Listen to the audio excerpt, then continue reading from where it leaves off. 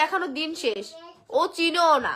ও বাবা মা হিসেবে, আমি আজকে লাইভে বলেছি, ও বাবা মা হিসেবে মেহেরুন রাসেলকে আর মা হিসেবে আমাকেও চিনে। ও বাবা হিসেবে হচ্ছে শুধু আমার ভাইকে চিনে, এটা একদম সত্যি কথা। বাবা হিসেবে ও আমার ভাইকে চিনে, এটাই সত্যি কথা। আমি চাই ও এরকম ভাবেই বড় হোক। ও আমি চাই না ও কোনো জঘন্য পরিবেশের সাথে বড় হোক। আমি চাই ওটা ভালো ভালো, মানে আমার ভাই তো খারাপ কেউ না, আমার ভাই তো খারাপ না। আমার ভাই তো 2 দিন পর পর অনলাইনে এসে কোনো নাটক টাটক করে না। আমার ভাই অনলাইনের বাইরে, ওর বাবা এরকম, ঠিক আছে, পারফেক্ট। একদম বড় হওয়ার পর জানুক যে হ্যাঁ আমি ওর মা, ওরকম ছিল কেউ, ওর এরকম ছিল কি, এটা বড় হওয়ার পর জানুক। বাট এই বাচ্চা কালে না, এই বাচ্চা কালে আমার মেয়ে এইসব নিতে পারবে না। এইসব আমার মেয়ে ট্রমাটাইজ হয়ে যাবে। আল্লাহ কি এগুলো কি হইতাছে, ও তো এখন বুঝে না।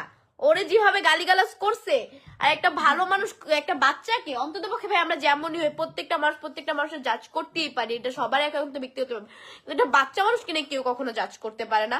একটা বাচ্চা মানুষ কি হবে না হবে আল্লাহ জানে। এই যে আমি এখন কথা বলছি, 1 মিনিট পর আমি মারা যাবো নাকি আমি জানি না, কিন্তু ও রানিয়া বড় হয়ে কি হবে না হবে আমি রানিয়ার উপর ছেড়ে দিব। হ্যাঁ আমার দায়িত্ব, আমি যতটুকু করার আমি ততটুকু করে বুঝাবো, শাসন করবো, বাট বাকিটা ওর নিজের ইচ্ছা। আর সবথেকে বড়